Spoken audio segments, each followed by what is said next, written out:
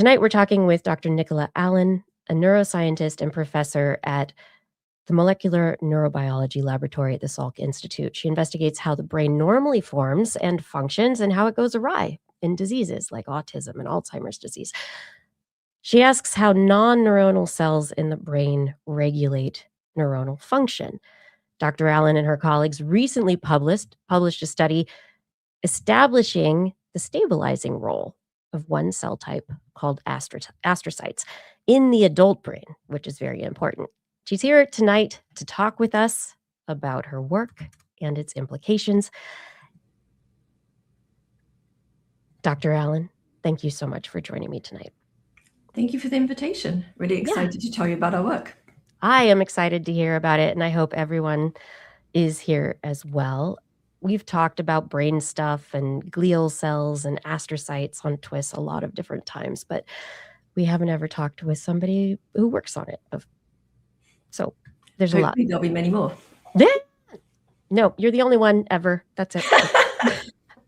As we get started, though, why astrocytes? Like, how did you go from, hey, the brain is cool and development and all this stuff that's great, but astrocytes and not neurons?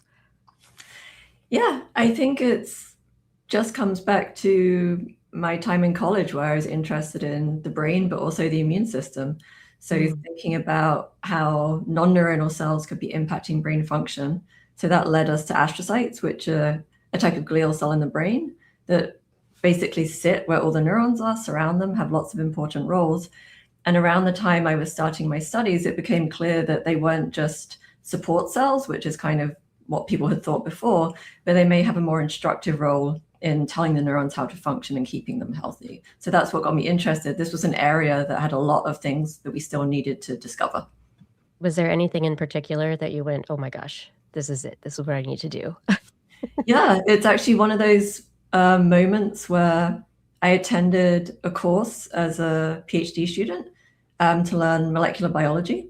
So my PhD was entirely doing electrophysiology, which is a technique where you can record neuronal activity. Amazing technique, but kind of maybe kind of limited the questions you could ask. So I was lucky enough to go on a course at a place called Cold Spring Harbor in the US to learn molecular neuroscience. And one of the speakers there was someone who's actually very famous in the glial biology field, someone called Ben Barres, who was at Stanford at the time. And he just gave this talk that basically showed their data that if you look in the developing brain, everyone thought neurons knew how to form connections with each other. And this was something neurons did by themselves. But what his group had just shown was actually neurons don't know how to do this if you grow them on their own. And that if you add these astrocytes, these glial cells, now you get many, many synapses form and the neurons communicate. So for a PhD student at the time in the audience, this was just an amazing presentation, an amazing discovery about, wow, there's so much to find out here. And it's kind of changed the way I was thinking about how the brain works. When was this? Like what years were this? In the early 2000s. Yeah, because I remember getting into neuroscience as a graduate student, undergraduate, for certain. The astrocytes, they, as you said, were just support cells. It was maybe metabolism, but I remember somebody describing them as like packing peanuts, like the styrofoam, right? Like the idea that they did anything that was really important was so, it wasn't considered. Right. So do you know how we went, or how Ben Barres and others who were working on it, how they went from that conception of these cells as just being there and not part of the signaling or the development or anything? How did we go?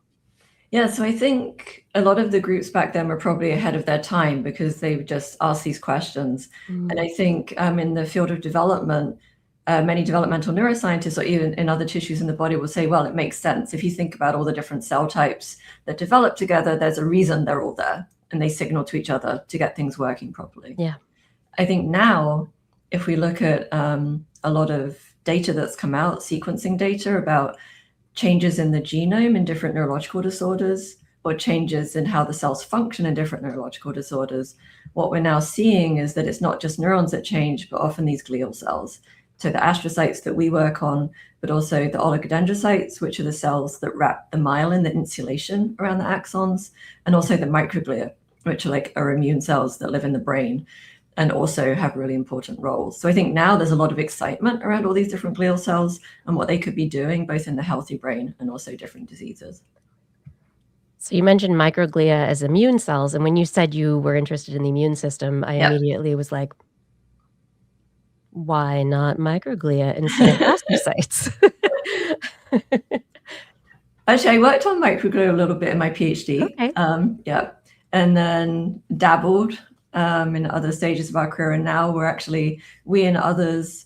So I think it was already a breakthrough to think about not just neurons, but how neurons interact with astrocytes or neurons interact with microglia. But now the field is moving towards, okay, let's think about how all these cells communicate and they all interact with each other, because microglia signal to astrocytes and the astrocyte to the microglia and then to the neuron. So there's a constant communication going on and they're all kind of telling each other how to behave.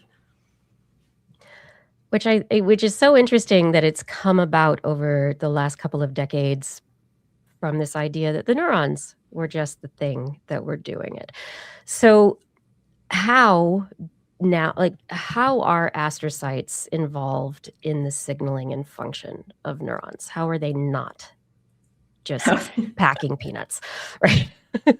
Yeah, so I guess to get back to the packing peanuts comment, I mean, part of that is just their original name. So for glia, it means glue, connective tissue. So that's how they were initially described. Even though early anatomists had actually predicted some pretty important functions of these cells.